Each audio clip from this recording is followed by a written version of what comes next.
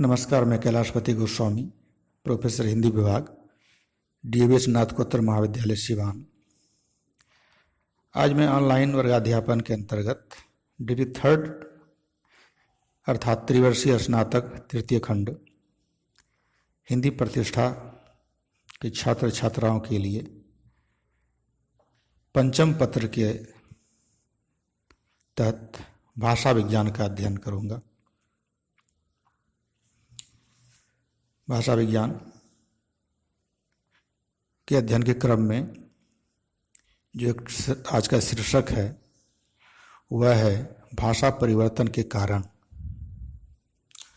अमूमन बोलचाल की भाषा में या भाषा में कभी कभी देखने को मिलता है कि परिवर्तन हो जाता है। वह क्यों होता है, इसकी चर्चा हम आज करेंगे।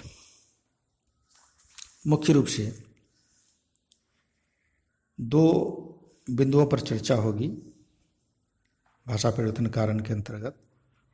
पहला है आंतरिक या आभ्यंतर परिवर्तन होता है, उसके कारण भी भाषा में परिवर्तन होता है, और दूसरा है बाह्य परिवर्तन। तो आंतरिक और बाह्य मुख्य रूप से दो परिवर्तनों के कारण भाषा में परिवर्तन होता है, इसी की चर्चा होगी। परिवर्तन सृष्टि का शाश्वत नियम है। मानव जीवन में परिवर्तन के साथ साथ उनकी भाषा में भी परिवर्तन होता आया है। जैसा कि हम जानते हैं, हिंदी में कहावत है, कोस कोस पर पानी बदले, चार कोस पर वाणी, अर्थात भाषा परिवर्तनशील है।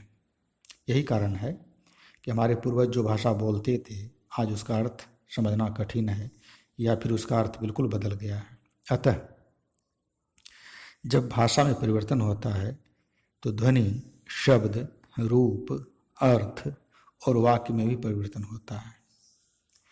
भाषा परिवर्तन के दो प्रमुख कारण हैं, आंतरिक तथा बाह्य। जैसा कि पहले चर्चा हुई, आंतरिक या अभ्यंतर परिवर्तन में निम्नलिखित कारण आते हैं। प्रयोग से घिस जाना, दूसरा है बल।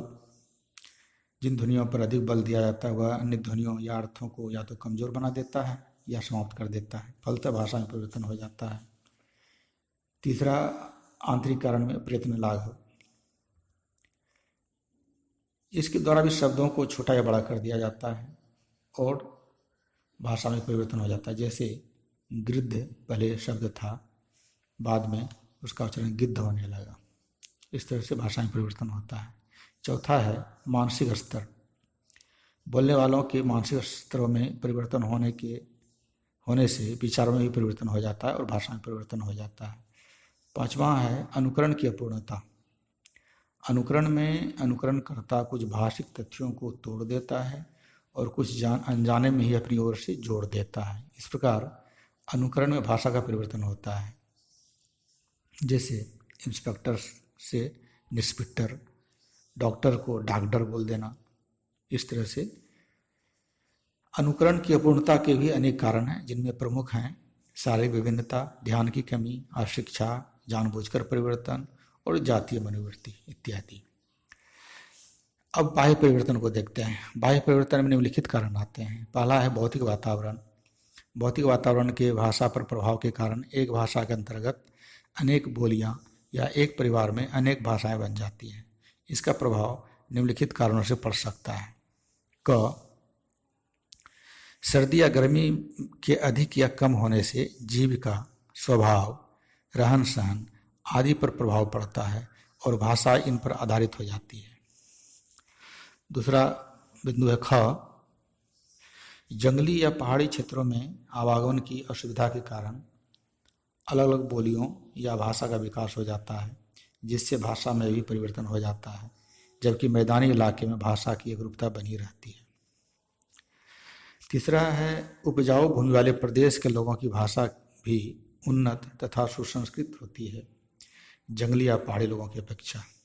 इस कारण भी भाषा के परिवर्तन और विकास को बल मिलता है। अब सांस्कृतिक प्रभाव पर विचार करते हैं कि संस्कृति समाज का प्राण है, इसीलिए उनका भी प्रभाव भाषा की परिवर्तनशीलता पर पड़ता है। इसके अंतर्गत निम्नलिखित प्रभाव पड़ते हैं। पहला है सांस्कृतिक संस्थाएं प्राचीन शब्दों को संजोती है और वैचारिक परिवर्तन लाती है। इससे अभिव्यक्ति की शैली आदि प्रभावित होती है। जैसे 19वीं सदी के अंत तथा 20वीं सदी के प्रारंभ की भाषा पर आर्य समाज का अधिक प्रभाव परिलक्षित होता है। अगला पॉइंट, व्यक्ति। महान व्यक्तियों में गिने जाने वाले व्यक्ति विशेष का भी प्रभाव भाषा पर पड़ता है। जैसे गोस्वामी तुलसीदास ने उत्तरी भारत की भाषा, समाज तथा धर्म को प्रभावित किया है। सांस्कृतिक प्रभाव का जो तीसरा बिंदु है वह है संस्कृतियों का सम्मिलन, अर्थात व्यापार, राजनीति तथा धर्म प्रचार आदि के कारण कभी कभी दो संस्कृतियों का मिलन होता है, जिसके कारण भाषा में भी परिवर्तन होता है। भाषा में अब तक निम्नलिखित 5 महत्वपूर्ण संस्कृतियों का सम्मिलन हुआ है। पहला, ऑस्ट्रिकों एवं द्रविड़ों का सम्मिलन। दूसरा, द्रविड़ों और आर्यों का सम्मिलन। तीसरा, आर्यों और यवनों का सम्मिलन। चौथा, भारतीयों एवं मुसलमानों का सम्मिलन। और पांचवा जो संस्कृतियों का सम्मिलन हुआ वह है भारतीय और यूरोप वासियों का सम्मिलन। अगला पॉइंट, शब्दों के आदान प्रदान से भी भाषा में परिवर्तन होता है। जैसे ऑस्ट्रिकों के गंगा, द्रविड़ों के तीर, मीन आदि, यवनों के दाम, सुरंग आदि। इस तरह से भाषा में परिवर्तन होता है, अर्थात आदान प्रदान से भी परिवर्तन होता है। अगला बिंदु, ध्वनि का आना। मूल भारतीय भाषा में टवर्गीय ध्वनि नहीं थी, किंतु भारत में आने पर भारतीय आर्य भाषाओं में यह ध्वनि आ गई है। उसी प्रकार जो अगला बिंदु है उस पर विचार करने के लिए द्रष्टव्य है व्याकरण। वाक्य गठन, मुहावरे, लोकोक्ति आदि विदेशी भाषाओं से प्रभावित होते हैं। इसी कारण हिंदी, अंग्रेजी और फारसी आदि से अधिक प्रभावित है। जैसे पानी पानी होना मूलतः फारसी का आब शुदन का अनुवाद है। इस तरह व्याकरण से भी भाषा में परिवर्तन होता है। अगला बिंदु जिस पर विचार करें, अप्रत्यक्ष विचार विनिमय के कारण भी भाषा पर उसका प्रभाव पड़ता है। और जो अंतिम बिंदु जिस पर विचार किया जा सकता है वह है सामाजिक व्यवस्था। सामाजिक व्यवस्था का प्रभाव भी भाषा की परिवर्तनशीलता पर पड़ता है। इसके अतिरिक्त बोलने वालों की उन्नति, भौगोलिक, सामाजिक आदि अनेक ऐसी परिस्थितियां हैं जिनके चलते भाषा की परिवर्तनशीलता का क्रम जारी रहता है। इस तरह भाषा परिवर्तन के कई कारण हैं।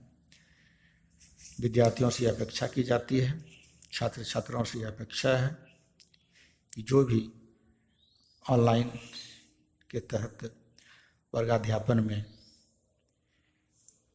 वहाँ तक छात्र छात्राओं को जो बात पहुँचाने का प्रयास किया गया है, इस व्याख्यान से अवश्य लाभान्वित होंगे और अच्छे तरीके से इसकी तैयारी कर सकेंगे, ऐसी उम्मीद है। धन्यवाद।